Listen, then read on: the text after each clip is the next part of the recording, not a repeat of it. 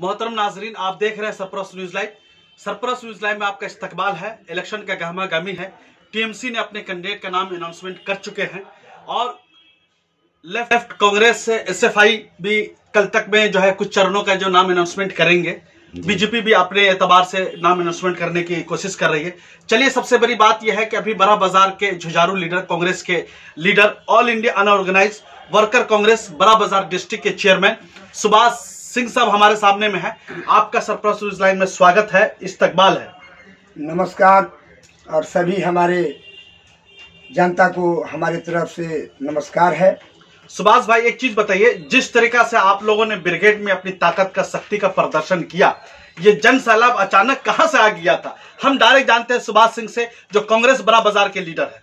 देखिए, ये तो बड़े ही खुशी की बात है जी कि कभी कभी कोई सो भी जाता है जी, तो लोग कहते हैं कि जगाने से नहीं जगता है। लेकिन कांग्रेस और सीपीएम अपनी ताकत जो है से दिखा दिया कि नहीं, पश्चिम बंगाल में ये गठबंधन अटूट है और इनकी सरकार पश्चिम बंगाल में बन रही है। जी, जिस तरीका से महंगाई चरम सीमा रेखा पर है, सिलेंडर का कंटिन्यू रेट बढ़ रहा है, गैस का रेट बढ़ रहा है, पेट्रोल का, डीजल का रेट बढ़ रहा है, हाहाकार मचा हुआ पब्लिक, जनता के जनार्दन के दरमियान में, तो क्या नहीं लगता है कि ऐसे मुद्दे को आप लोग इलेक्शन का मुद्दा बना करके जनता के सामने में लेके जा रहे? क्या समस्या हो रहा है? आप तो एक अनऑर्गेनाइज से टीम से आते हैं, जो मतलब कांग्रेस का जो इंटर गरीबों को, मजदूरों को देखते हैं, तो इस किस्म के तो मजदूर ज्यादा सफर कर रहे हैं, जिनका तो एक महीना का इनकम फिक्स होता है, कम रेशियो पर। जी, मैं ट्रेड यूनियन से जुड़ा हूँ जी। और महंगाई की बात है तो नरेंद्र मोदी जी से बहुत आशा था। कांग्रेस की जब सरकार गई थी तो जनता एक बार मोदी जी को लाए। किस लिए लाए? कि महंगाई कम होगी, पेट्रोल डीजल का और रसोई गैस 35 रुपया हो जाएगा। बाबा जी बोल रहे थे, रामदेव बाबा, 35 रुपया। तो गैस का दाम कम होगा, माल मटेरियल का दाम कम होगा, लेकिन उल्टा हो गया। महंगाई इसका चरम सीमा पर हो गया, 50 का 100 हो गया। और बीजेपी कह रही है कि जैसे मेरा नाम बढ़ रहा है उसी तरह पेट्रोल डीजल का दाम बढ़ते रहेगा। तो सवाल ये है कि गरीब मीडियम लोग जो है ये बीच में पिसे जा रहे हैं। और नरेंद्र मोदी जी जरा भी उनका ये नहीं है कि गरीब इस समय क्या खाएंगे, कैसे रहेंगे, उनका कैसे महंगाई के दौर में जिंदगी बीतेगा। एक चीज, 100 दिन से ज्यादा किसान रास्ते पे उतरे हुए हैं और प्रधानमंत्री जी को अभी भी मौका, वक्त नहीं मिला है कि किसानों का समस्या का संविधान करे। 65 से 70% इस देश में जो है किसान लोग रहते हैं, मजदूर लोग रहते हैं, किसानी करते हैं। तो ऐसी सूरत में नहीं लगता है कि देश पूरा कॉर्पोरेट वर्ल्ड की तरफ जा रहा, किसान को, किसानी को, खेती बाड़ी को, काश्तकारी को नजरअंदाज किया जा रहा है? देखिए, ऐसा है कि ये दुर्भाग्य है कि देश के किसानों का कि करीब 3 महीना से ऊपर हो गया आंदोलन। कौन सा ऐसा कानून है जो नरेंद्र मोदी जी बनाए हैं को मीडिया को और पेपर के माध्यम से जनता के बीच में रखना चाहिए कि ये कानून है, ये कानून बना है, कहाँ गलत है, कहाँ सही है, लोग पढ़ेंगे, लेकिन आउट नहीं करते हैं उसमें क्या है रहस्य। जी, मेरा कहना है कि माननीय नरेंद्र मोदी जी, उसमें क्या रहस्य है कि आपने मीडिया और पेपर के माध्यम से आप छोड़ नहीं रहे हैं? अभी देख रहे प्रदेश भवन में काफी गहमा-गहमी भीड़ लगा हुआ है, जत्था लगा हुआ है। आपने भी अपना बायोडाटा जमा किया है जोरा साखू से। अगर कांग्रेस पार्टी आपको मौका देती है जोरा साखू से, हमारे एक सर्वे भी आई है कि कांग्रेस में जोरा साखू में आपका सुभाष सिंह का नाम उभर के, हमने 2-3 कांग्रेसी का नाम भी पूछा था, तो आपका नाम भी उभर करके आया है। तो ऐसी सूरत में अगर आपको पार्टी मौका देती है तो क्या आप लड़ना पसंद करेंगे जोरा साखू से? देखिए, ये तो बहुत अहम सवाल है।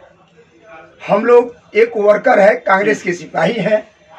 हमारे माननीय अधीर रंजन चौधरी जी जो प्रेसिडेंट है, हमारे सीनियर लीडर संतोष पाठक जी एक ऐसे व्यक्ति हैं जो उनका कहना है कि पार्टी ऐसा होना चाहिए कि सभी जाति धर्म के लेकर के चलने वाली पार्टी जो है वो कांग्रेस है। न किसी का कोई अनहिना नहीं हम लोग करते, संतोष पाठक ये बात हमेशा कहते हैं कि जनता के बीच में जो रहेगा वही सितारा है। तो हमारे अधीर रंजन चौधरी और संतोष पाठक जी के और आपका मनान साहब के नेतृत्व में हम लोग पश्चिम बंगाल में सरकार बन रही है।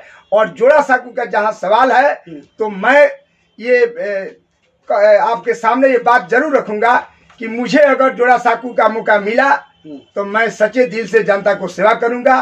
और कांग्रेस के मैं सिपाही हूं, जैसे गाइडलाइन आएगा वैसे हम अपना। टीएमसी ने तो विवेक गुप्ता को टिकट दिया था, ऐसी सूरत हाल में क्या कैसा रहेगा आपके लिए? देखिए, ये तो आने वाला दिन ही बताएगा कि जनता किसको चुनेगी। जो पसीना रोड पर बहाता है वो सब जनता देखती है कि कौन एसी में बैठने वाले हैं और कौन रोड में सेवा करने वाले हैं। उनका सेवा कार्य क्या है वो तो जनता बताएगी जी। वो तो जनता देखेगी कि कौन सेवक है। तो सेवक तो जो रहता है वो अपना पूरे जनता के बीच में रहता है। 365 दिन आपका कहना मतलब आप रास्ते में रहते हैं, वो कॉर्पोरेट वर्ल्ड के है, थोड़ा सा मतलब एसी वगैरह में रहते हैं जी। ये कहने का मतलब जी जी। तो वक्त बताएगी कि जनता किसको चुनेगी। ये तो 7 तारीख को मोदी जी आ रहे हैं, ब्रिगेड रैली कर रहे हैं जी। तो क्या नहीं लगता है कि आपके ब्रिगेड रैली का जवाब देने के लिए मोदी जी आ रहे हैं? देखिए, ये तो जनता नरेंद्र मोदी के प्रति जो रुझान था, उल्लहर था, उल्लहर खत्म हो गई है। केवल पेपर और मीडिया द्वारा आप लोग को थोड़ा सा लगेगा, लेकिन मीडिया द्वारा जो है से उत्साहित जो है से बीजेपी को कर रही है, लेकिन हकीकत जमीनी स्तर पर कुछ है नहीं। जमीनी स्तर पर लोग समझ गए हैं कि जो तो छोड़ करके टीएमसी छोड़ के बीजेपी में भी तो वो जाने दीजिए, नेता न जा रहे हैं जी जी जी। वो जनता तो अपनी जगह पर है, अपने घर में है। जनता का कहां से मकान उड़ के चला गया? नेता उड़ के दूसरे पार्टी में जाते हैं, दूसरे पार्टी में जाते हैं, लेकिन जनता का घर और आंगन और खेत तो एक ही जगह है। सही। वो नहीं जाते हैं। तो न जनता जो है वो अपना मन बना चुकी है कि सीपीएम जो कांग्रेस के सरकार जो जनता के सेवा किया वो कोई सरकार अब है ही नहीं इंडिया में। तो ये कांग्रेस और सीपीएम की सरकार बन रही है, जनता मन बना लिया। क्या लग रहा है कि इस बार बंगाल में तिनकोणीय मुकाबला होना जा रहा है, या आपका मुकाबला बीजेपी के साथ होगा या टीएमसी के साथ होगा? देखिए, अभी तो सरकार टीएमसी का है। हाँ। जो भी मुकाबला होगा तो टीएमसी के साथ है। और हम लोग इस बार सरकार बन रही है, पूरा पूर्ण बहुमत से बन रही है जी। ये तो जनता जो है से मुंड बना लिया है कि ये देख लिए, ये दोनों को देख लिए, बीजेपी टीएमसी को देख लिए है। अब इसमें कोई दम नहीं है। बड़े बड़े वादा करते हैं और जमीनी स्तर पर कुछ है ही नहीं। अब्बास सिद्दीकी, पीरजादा अब्बास सिद्दीकी जो आपके गठबंधन में शामिल हुए हैं, तो इससे आपको नुकसान होगा या फायदा होगा? देखिए, गठबंधन में जो आता है उनका स्वागत है, हाईकमान स्वागत किए हैं। और गठबंधन ऐसा होता है, अटूट होता है। एक जो समान जो जनता सेवा का जो गठबंधन बना है, ये तो सामने आपका आएगा कि हम लोग किस तरह से। सबसे बड़ा इस बार मुद्दा बंगाल का क्या होगा इलेक्शन का? हम डायरेक्ट जानते हैं सुभाष सिंह से। देखिए, सबसे बड़ा मुद्दा तो महंगाई है। महंगाई और नौजवानों का रोजगार नहीं मिल रहा है। रोजगार, और यहाँ से खासकर पश्चिम बंगाल से नौजवान दूसरे राज्य में जाते हैं, क्योंकि ये दुर्भाग्य है। ये आजादी से पहले, आजादी के बाद लोग पूरे देश के, भारत वर्ष के हर राज्य के लोग यहाँ पश्चिम बंगाल में आकर के रोजी रोटी अपना अपना बिजनेस करते हैं। लेकिन आज स्थिति साफ उल्टा हो गया है। ये तो दुर्भाग्य है।